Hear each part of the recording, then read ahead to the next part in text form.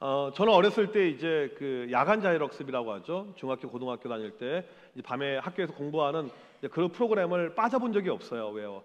빠지면 그때는 맞아 죽거든요. 선생님들이 패니까. 밤 10시가 되게 되면 고등학교 2학년 때 야간 자율학습이 이제 끝나게 됩니다. 그리고 이제 피곤한 몸을 이끌고 집으로 가는 것입니다. 버스를 타고 집에 가게 되는데 밤 10시가 되게 되면 저를 비롯한 저랑 같은 버스를 탄 친구들의 눈동자는 다시 맑아집니다. 왜냐하면 그 버스에 이쁜 여학생이 타고 있었기 때문이에요.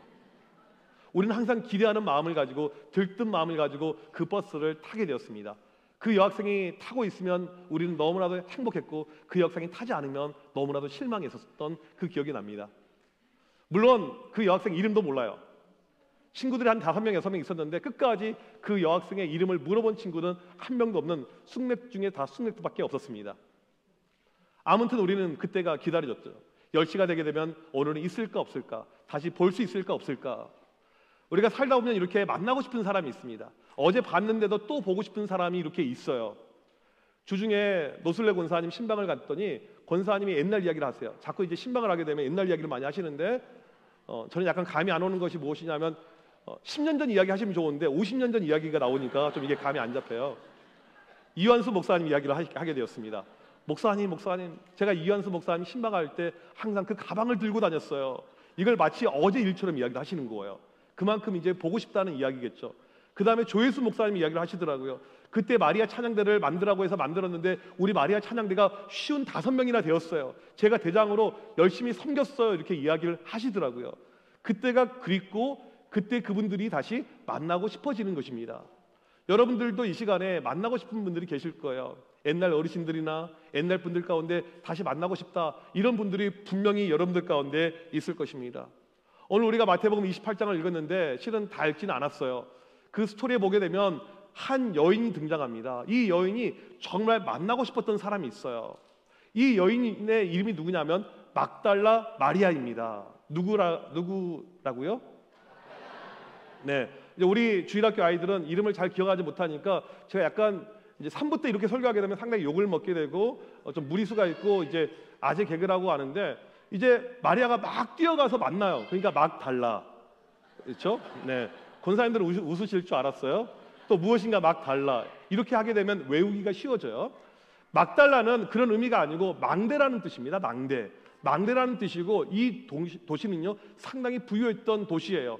막달라 마리아, 이 마리아는 이 동네에서 아주 부유하게 잘 컸던 것 같아요. 그런데 조금 행실은 좀 남자를 많이 밝혔던 것 같고 조금 이렇게 좋지는 않았던 것 같습니다. 아무튼 시간이 흐른 다음에 이 막달라 마리아가 결혼을 하게 됩니다. 남자를 하나 만났어요. 잘생긴 남자를. 그리고 결혼을 하게 됩니다. 그런데 남자가 생각보다 빨리 일찍 죽게 되었습니다.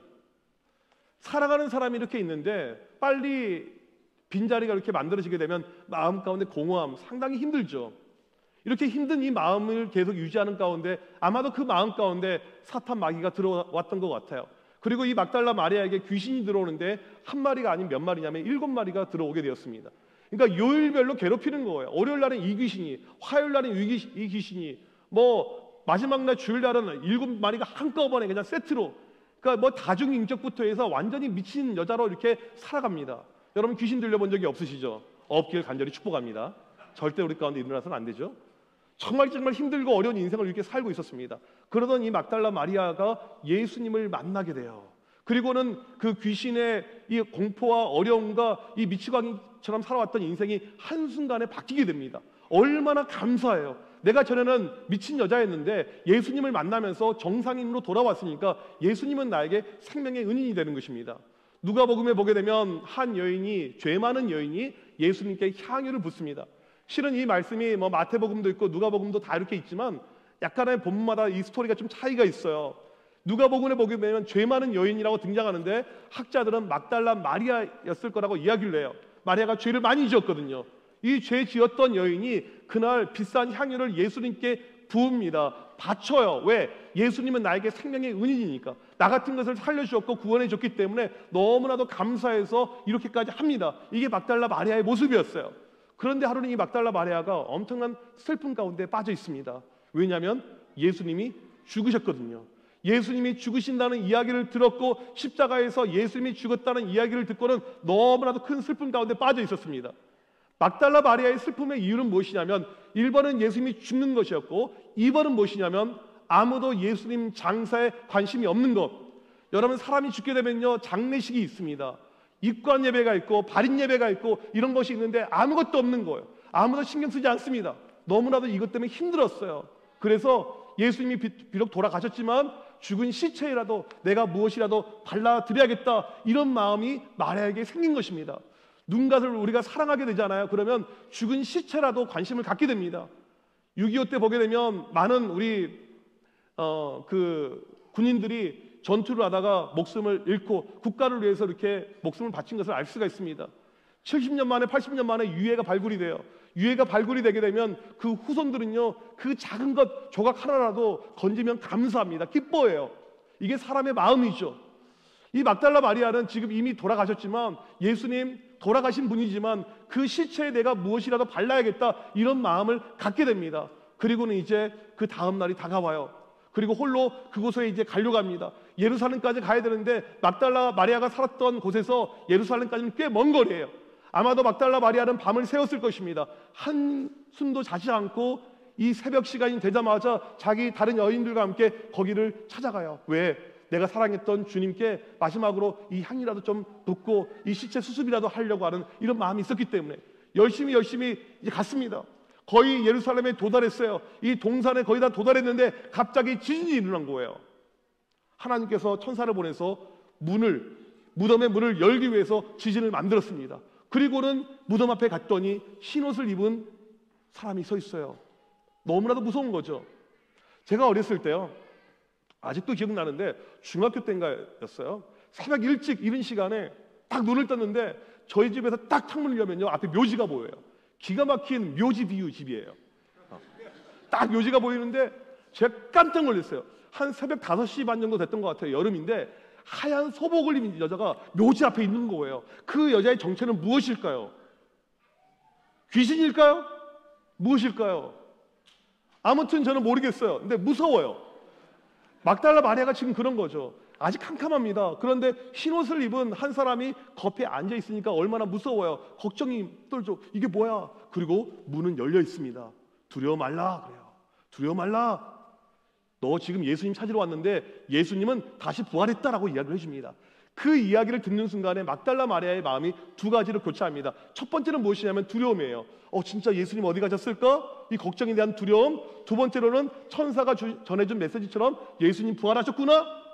마음 가운데 기쁨이 찾아오죠. 그리고 나서 얼마 되지 않아서 실제로 예수님을 다시 만나게 됩니다. 이제는 끝이고 다시 못 만날 거라고 생각했던 그 주님을 이 마리아가 만나게 되는 거예요. 자기 인생에서 어떻게 보면 가장 값지고 행복한 순간이 주님을 다시 만난 그날이 되었다는 것입니다. 2018년도에 개봉했던 영화 가운데 지금 만나러 갑니다라는 영화가 있어요. 혹시 이 영화 보신 분 계신가요? 이제 소지섭하고 손예진이 나옵니다. 이 소지섭이 손예진을 이제 고등학교 때 좋아했어요.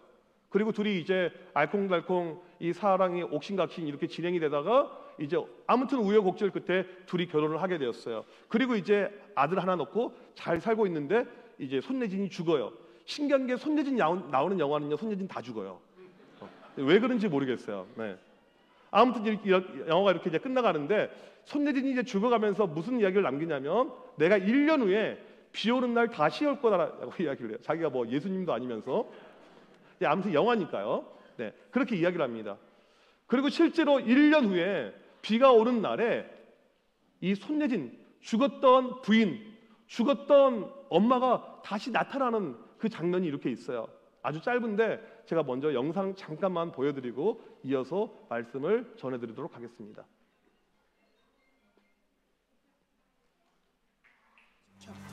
장마 오면 엄마도 오잖아.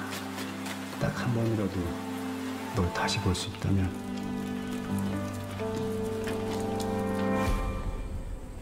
누구니? 기억은 안 나지만 궁금해서요. 나도 그쪽이 좋아서 결혼한 거 맞죠? 우린 고등학교 때 처음 만났고 나 혼자 당신한테 반했어. 좋은 일 있으신가 봐요. 혹시 연애하세요? 뭐지 수상한 분위기. 너 여자 생겼지?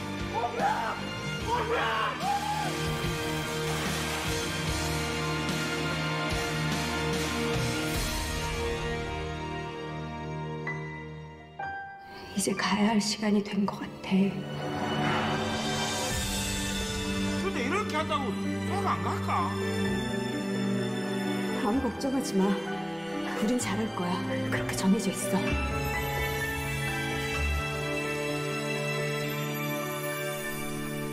기다려주세요. 지금 만나러 갑니다.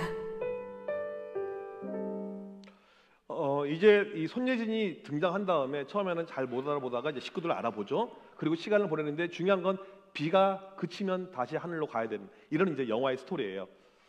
이제 자기가 갈 걸 알고 있습니다. 식구들도 알고 있어요. 근데 아들이 되게 어려요. 한 뭐 초등학교 1학년도 안 될 아주 이 어린 아이인데 이제 엄마가 헤어져야 되니까 아들이 혼자 살 수 있는 방법을 엄마가 가르쳐 줍니다. 그 짧은 시간에. 그래서 달걀 후라이 하는 법, 청소기 돌리는 법, 그 다음에 뭐 세탁기 돌리는 법 이런 걸 이렇게 가르쳐 주면서 떠나갈 준비를 이렇게 하고 있습니다. 제가 이 영화를 제 아들하고 둘이서 봤는데 하여튼 둘이 펑펑 울면서 봤어요. 슬픈 이런 영화예요. 이 영화에서 핵심은 무엇이냐면 짧은 시간이었지만 죽었던 엄마가 다시 와서 만났던 기쁨.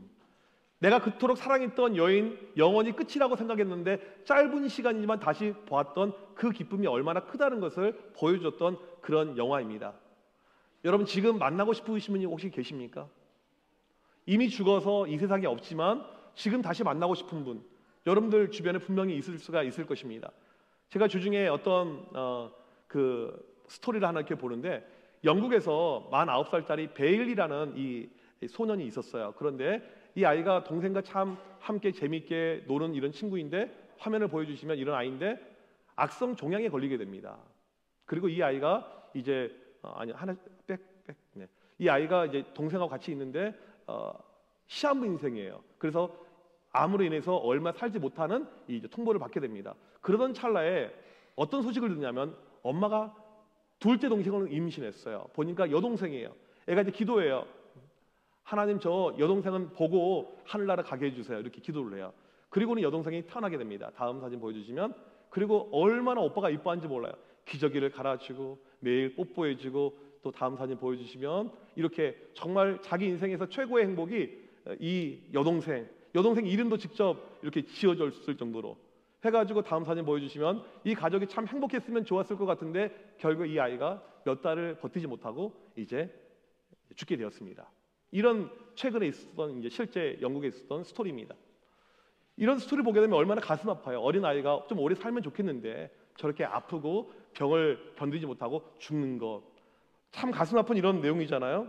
그런데 이게 새드 엔딩이 아닌 해피 엔딩으로 갈 수 있는 방법이 있는 것입니다. 우리는 보통은 죽으면 끝이라고 생각하죠. 왜 우리에게 죽음이 슬픔입니까? 누군가가 죽게 되면 모두가 다 잃은 것처럼 그렇게 통곡하고 슬퍼합니까? 죽음은 끝이라고 다들 믿고 있기 때문에 뇌과학자들이 이 책을 가지고 연구하는 것을 보니까 사람이 죽는 그 순간에 의식이 사라진다는 거예요. 그러니까 사람이 죽게 되면 의식도 없어진다, 모든 것은 다 사라진다라고 그들은 주장합니다. 정말 그럴까요?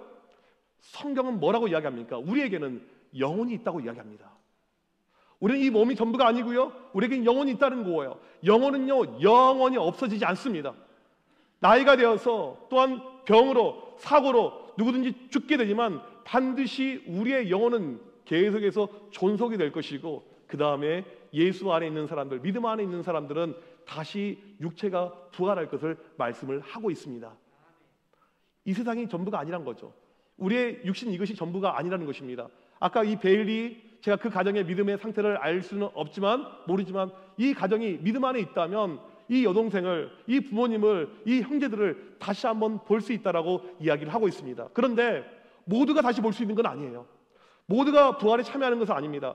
아까 우리 유치부 아이들이 읽었던 암송했던 챈트 내용, 우리 요한복음 11장 25절 26절 말씀 같이 한번 다 같이 읽어보도록 하겠습니다. 시작. 예수께서 가라사대 나는 부활이요 생명이니 나를 믿는 자는 죽어도 살겠고 무릇 살아서 나를 믿는 자는 영원히 죽지 아니하리니. 여러분, 우리에게 부활이 중요한 이유가 무엇이냐면 예수님이 부활하셨습니다. 이것을 우리에게 무엇을 보여주고 있냐면 너희들도 부활할 것이다. 이것을 보여주고 있는 거예요. 나를 믿기만 하면 너희들도 부활할 것이다. 모두가 부활할 수 있는 건 아니에요. 나를 믿을 때, 예수님을 믿을 때, 그때 우리가 부활할 수가 있다는 것입니다. 따라서 오늘 설교 제목처럼 지금 다시 만나러 갈 수가 있는 거예요. 다시 만나는 거죠. 아까 언급했던 이완수 목사님 다시 만나는 것입니다. 먼저 떠나갔던 장로님, 권사님 다시 만나는 거예요. 내 부모님, 내 부인, 내 자녀 누구든지 다시 만날 수가 있는 것입니다. 이게 바로 부활의 소망이고 부활의 기쁨이라는 것입니다. 우리가 믿음 안에 있을 때, 신앙 안에 있을 때 누구든지 다시 만날 수 있는 놀라운 축복이 있다는 사실을 믿으시면서 오늘 우리에게 주신 이 부활의 은혜와 영광이 하나님께 영광으로 끝나는 것이 아니고 우리에게 놀라운 축복의 약속으로 진행되는 사실을 믿고 믿음으로 나아가는 우리 모두가 되시길 주님의 이름으로 간절히 축복합니다. 기도하겠습니다. 하나님 아버지, 감사합니다.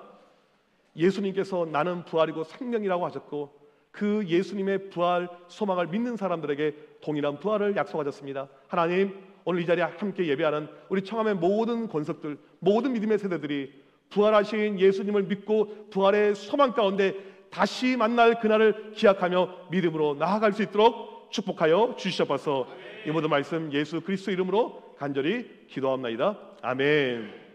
우리 시간은 우리 청년부에서 지난주에 우리 지역 상인들 달걀 이렇게 섬김 우리가 전도했는데 그 영상 보시고 우리 이어서 같이 찬양하는 셀러브레이션 시간을 갖도록 하겠습니다.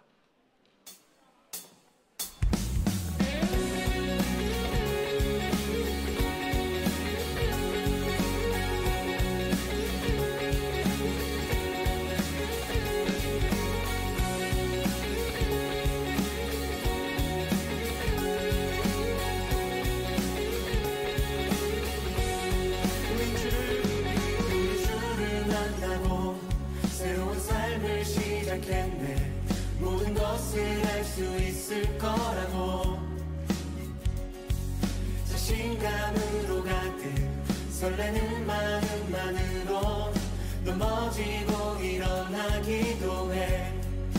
오랜 시간 서서히 차오르는 믿음은 그 걸음을 재촉하지 않고 이전과 다른 삶의 무게로 한바람바위를 주며 걸어가게 하는 신비가 있네. 함께 오늘 수많은 문제와 고통이 우리를 애워싸고 시기하지만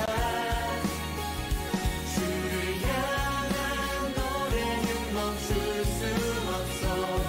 할렐루야 소리쳐.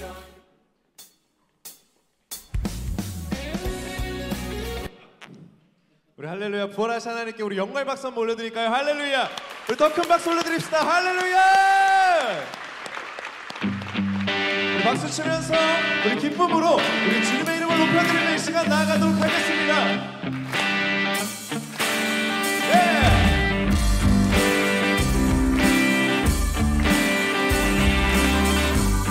우리 다같이 주님의 이름 한번 높여드리고 볼까요? 주의를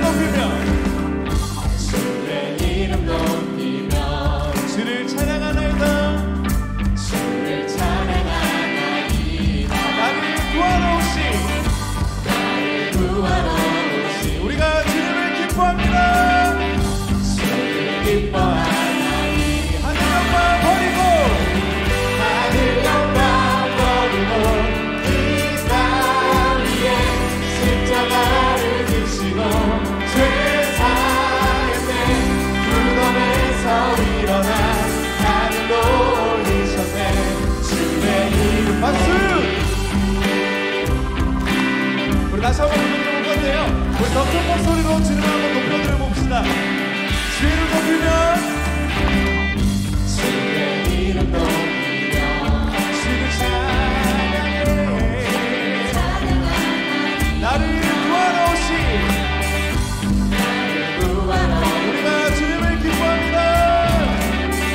주를 기뻐합니다. 다시 한번 주의 이름 높이며 주의 이름 높이며 주를 찬양해. 찬양하나이다.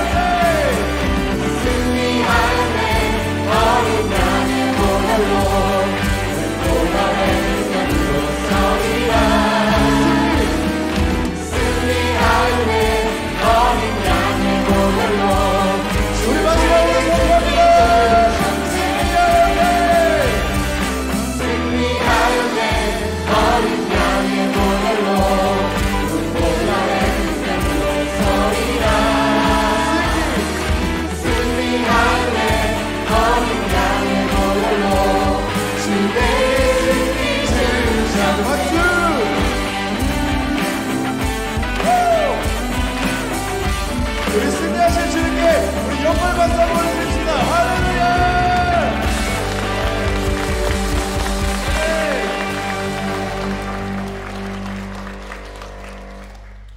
기도하겠습니다. 하나님 아버지 감사합니다. 부활하신 영광의 주님을 온 성도들, 온 세대가 한자리에 모여서 찬양하며 그 이름의 영광을 나타내며 하나님 오늘 이 시간 이 자리를 우리 가운데 함께 하심을 감사합니다. 하나님 우리 역시 예수 그리스도의 부활에 동참하며 그 부활에 대한 소망을 가지고 살아가며 죽어서 우리가 끝나는 것이 아니고 다시 한번 부활하여 영원한 생명을 얻는 그 축복과 은혜를 누리는 청함의 모든 백성들 되게 하여 주시옵소서. 하나님도 이 시간 귀한 예물 여러 가지 모습으로 여러 가지 제목으로 올려드릴 때 하나님 일일이 기억하여 주셔서 이 모든 것을 통해서 하나님의 영광만 넘쳐나게 하여 주시옵소서. 지금은 우리 주 예수 그리스도의 크신 은혜와 하나님 아버지의 무한하신 사랑하심과 성령님의 위로 교통하심이 부활하신 영광의 주님을 찬양하고 노래하는 청함의 모든 백성들 머리머리 위에 지금부터 영원토록 함께 있을지어다. 아멘.